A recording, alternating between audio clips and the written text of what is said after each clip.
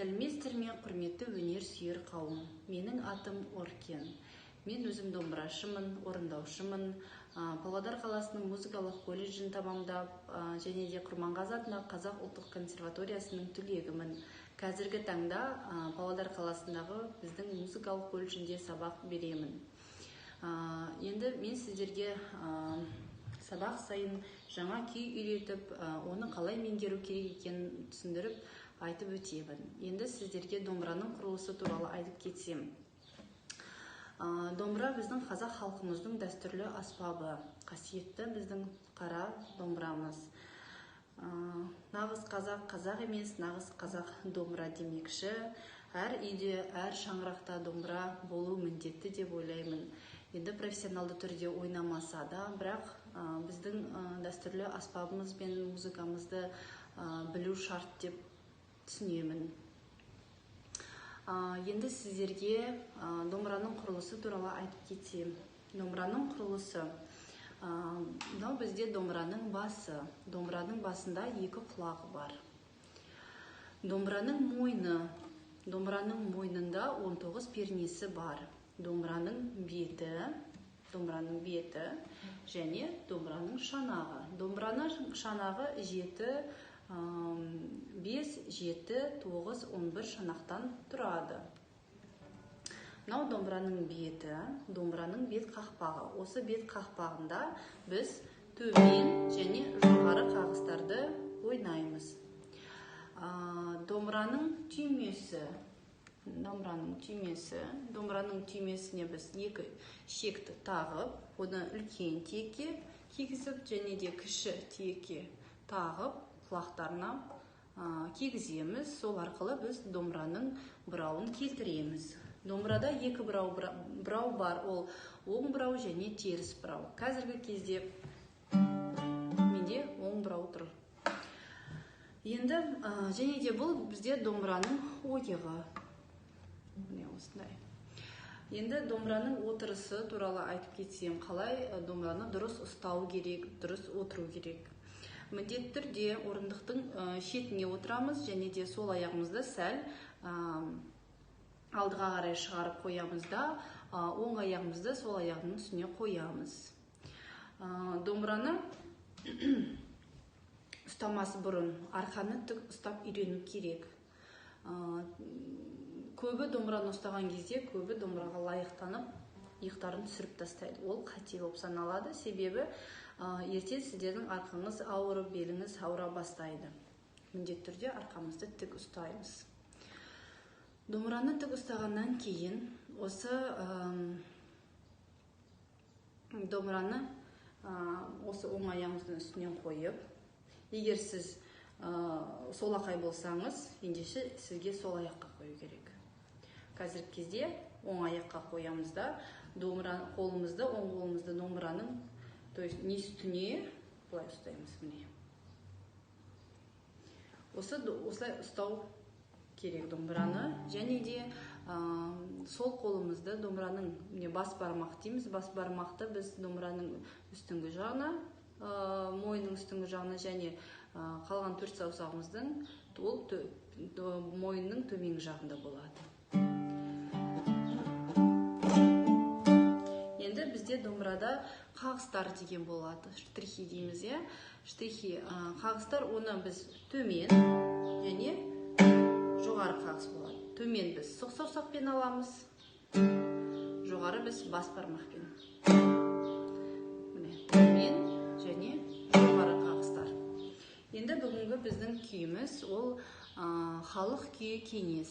Халық күйі деп неліктен айтады? Оның енді кезінде өзінің оны шығарған композитор, яғни әрине болды, бірақ оның кім екен нақты белгісіз, және де халық деген өз осы күйді ойнап, оның орындаушының нақты кім екен білмегендіктен, бірақ халықтан халыққа таралып, осы адам оны орындап, адамдар, сондықтан оны біз халық күйі деп айтамыз. Енді осы күйімізді бастасақ. Өздеріңіз енді қарап отырсаңыз, мына жерде домбыраның үстіңгі жағында пернеде нүктелер бар. Кейбір домбыраларда, кейбір аспаптарда нүктелері алдыңғы жағында болады, ал менде ол үстіңгі жағында. Енді қағыстарын айтып кетсем, кеңес күйінің қағыстары. Оның басында екі қағыз төмен болады. Және де арасында лига болады. Қараңыздар, сіздерге ыңғайлы болу үшін мен 4-ке санап отырам. 1, 2, 3, 4. Әр санап 4-ке санап күйді жаттаймыз 4-ке санап.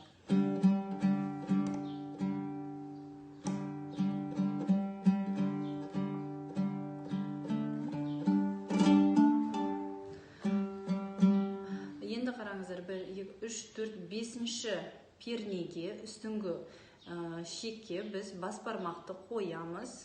Үстіңгі шекке, 5-ші пернеге бас бармақты қойып, енді төмен қағыз ойнаймыз. Міне қараңыз, 1, енді 2-ге санағанда біз бас бармағымызды тартамыз. То есть қағызсыз, штрихсыз, 1, 2, сосын 3, 4 дейміз. Яғни мынаны бұлай тартамыз. Мінекей. Сәл. Тартыңқырап отырдық. Енді қайттан бастаймыз. 1, 2, 3, 4. Міне. Одан кейін 1, 2, 3, 4. Және де оны енді қосып қайталаймыз. 2 рет ойнаймыз. 1, 2, 3, 4, 1, 2, 3, 4. Сосын қайттан 1, 2, 3, 4, 1, жоғары, 3, 4. Түсінікті деп ойлаймын. Тағы да қайталап өтейін. Егер сізге түсініксіз болса, сіз можете перекрутить и посмотреть заново. Я вам буду объяснять и на казахском, и на русском, кому как удобно меня слушать. То есть ставим, это наш гриф, қазақша мойын деп айтамыз. У нас есть на домбре 19 перне. Это наши вот такие вот перне. Можете посмотреть. Хотя все, наверное, это знают. 19 перне, да?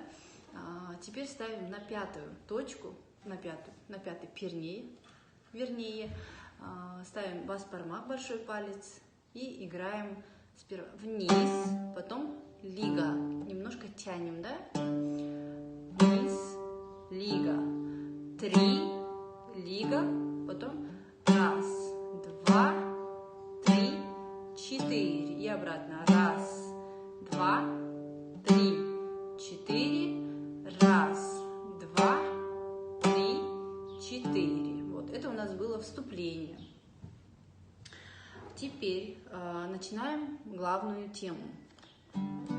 Вот вы взяли, держали свой большой палец, да, поставили на верхнюю струну, на 5-й перне. Теперь первый палец ставим на нижнюю струну, вот снизу, да, с этой стороны, на 4-й перне. 4-ші пернеге бірінші саусағымызды қоямыз. Домбыра аспабында біз былай санаймыз. Бас бармақ 1, 2, 3, 4 деп санаймыз. Яғни бас бармақты үстіңгі 5-ші нүктеге қойып, бірінші саусағымызды 4-ші пернеге қоямыз. Сонда бізде осындай деген бірінші тақырыбы басталады. Қараңыздар, смотрите. Поставили свой первый палец на 4-й перне, играем вниз, 1, 2, лига, бас бармак, 3, 4. Затем, смотрите, еще раз покажу, да? 1, 2, 3, 4. Дальше играем обратно на первый палец вниз, 1, вниз, потом ставим 4-й палец на 3-ю точку. 3-я точка это у нас будет 7-й перне. 7-ші пернеге 4-ші саусақты қоямыз. 4-й палец это у нас мизинчик, кіші саусақ, я? Енді қараңыз. Первый сперва. 1, 2, Потом второй палец ставим на пятой перне. 3, вверх қағыз. И на второй перне 4. Тогда прозвучит так. 1, 2, 3, 4. Екі төмен, екі жоғары. 2 вниз, 2 вверх. 1, 2, 3, 4. Затем 1, 2. Затем, это после, да? Первый, второй, четвертый, первый. Также будет 2 вниз, 2 вверх.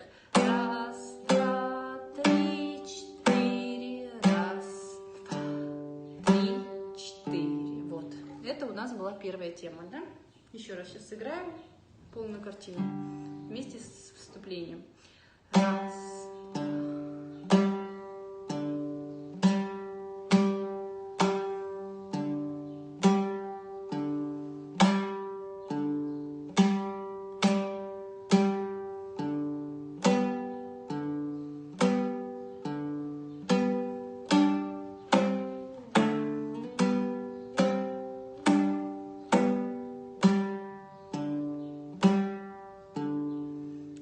Это у нас начало күйі-кеңес.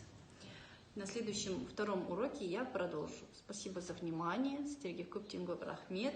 Келесі сабақта осы халық күйі-кеңестің жалғасын көрсетемін. Сау болыңыздар.